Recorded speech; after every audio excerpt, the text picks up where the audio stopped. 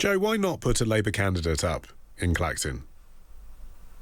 Well, because we don't want to participate in a vanity project. We're not going to be distracted by this by-election from very serious questions about his personal finances, Reform's finances, and whether the rules and potentially even the law has been broken, because that is too important for our democracy and we need answers. Let's take things back to Tuesday when Nigel Farage dropped this bombshell. I've thought about it hard and I've decided today I will resign as a Member of Parliament for Clacton-on-Sea, thereby forcing a by-election, which should happen, I hope, in short order. No, I've decided that the people of Clacton should be the judges of my actions. This will be a people versus the establishment by-election, and that is why I will be putting my name forward to stand in this by-election.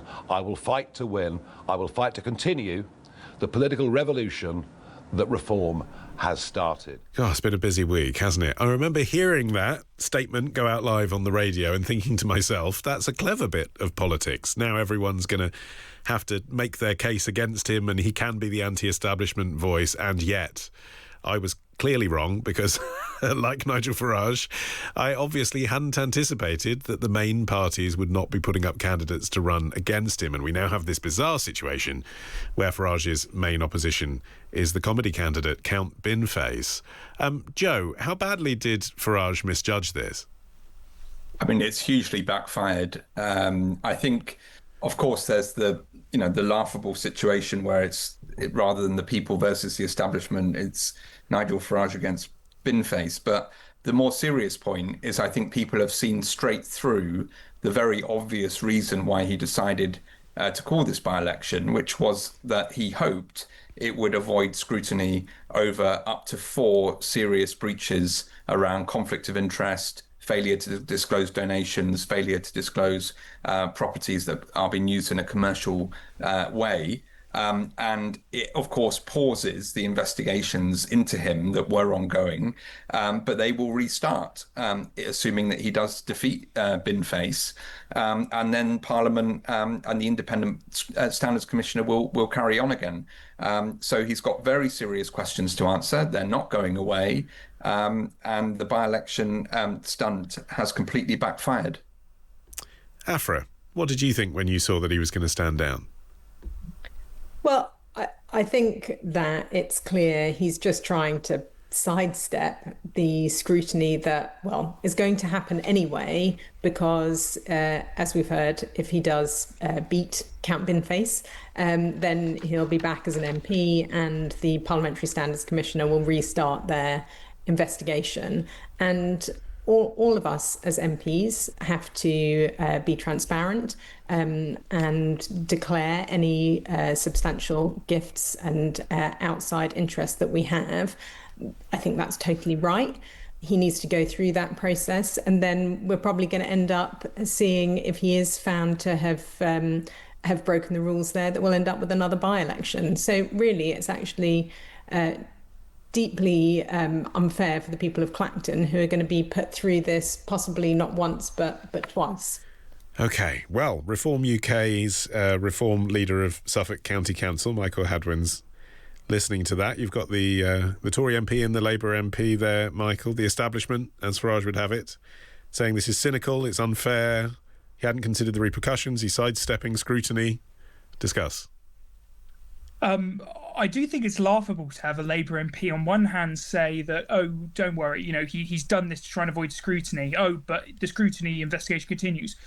We know the scrutiny investigation continues. We know the Standards Committee would pause and resit. Do you really think Nigel didn't know that? This isn't an attempt to avoid scrutiny. He was complying with the Standards Commission. He was going through that process.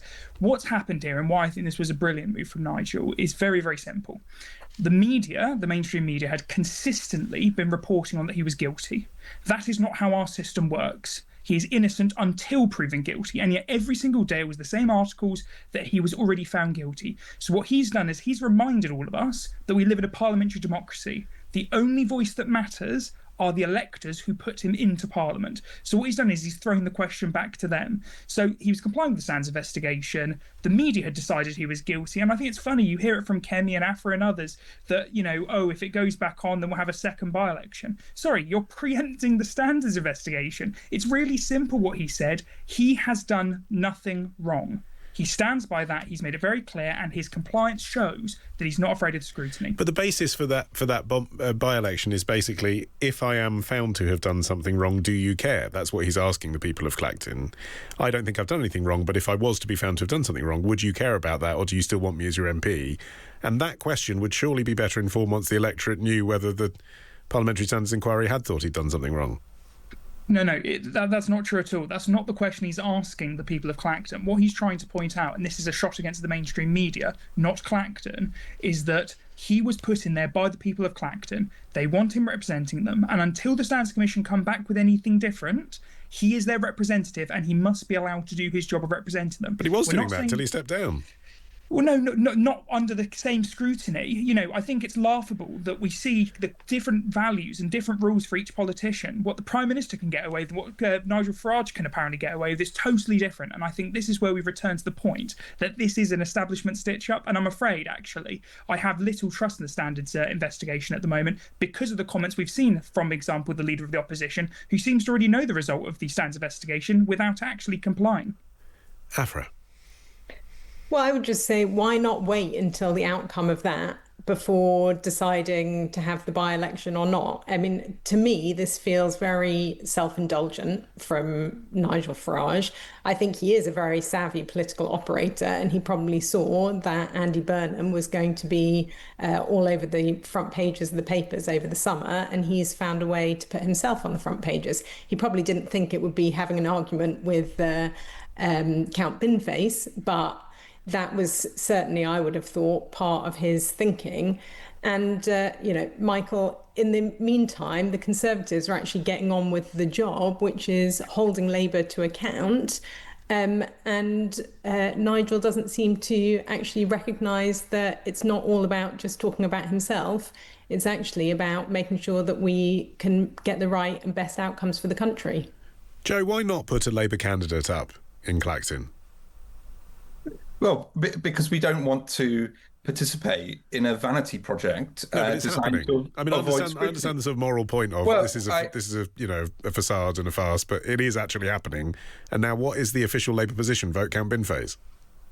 I'm not going to endorse Count Binface on your show, but if people wish to vote for Count Binface to show their displeasure with this stunt, then by all means they should go for it. But can I just go back to what Michael was saying earlier, because it's funny, it's absolute textbook line that Michael used, where he said, well, I don't have faith anyway in this Parliamentary Standards Commissioner. Richard Tice got up in Parliament and said that he doesn't have faith in the National Crime Agency. We know the police are also looking at the donations from the convicted fraudster George Cottrell and whether they were permissible. And we know that there's a question about whether they were funneling money through his mother. There are extremely serious questions to answer. I had a reply back last week from the Governor of the Bank of England, which confirmed that Nigel Farage had used a meeting with him to lobby for a specific change in cryptocurrency regulation that would have benefited Christopher Harborne, who, by the way, gave him the £5 million.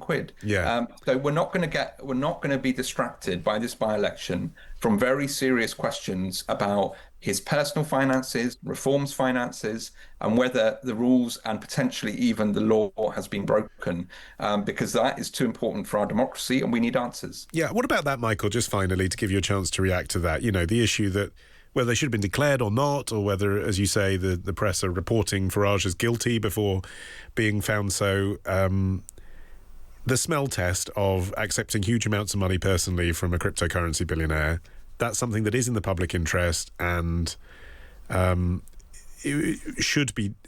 The public should have questions about that, which they don't feel Reform UK have answered. Questions have been asked and questions have been answered. Not about the influence regarding cryptocurrency policy. They haven't really been answered. It's just been answered about whether or not you should have declared it. There's no influence in terms of this. Reform UK is a modern thinking party. I'm a younger politician, and I can tell you lots of people I know my age use crypto. It's a standard thing. Most of the world is moving towards crypto. You're seeing it in Singapore, Hong Kong. Crypto is becoming a thing. This country, if it wants to remain at the top of the market, has to get along with it. And the fact that Nigel and Reform have tried to push the fact that crypto is needed for our financial sector to be kept up, and actually as a country, that's a good thing. For that trying to be spun as some sort of undue influence. I mean, once again, I'm sorry, I just won't take lectures from two old parties who have just been mired in scandal and sleaze. We've seen that with Labour this whole term. The funny thing is they like to misdirect. Why is your Prime Minister resigning? He's resigning because you've crashed the economy, you've ruined the country, and yet you're trying to say, oh no, Nigel's the boogeyman here. I'm sorry, you're just now trying to paint it's on us, whereas actually the country knows it's Labour who are the ones failing at the moment.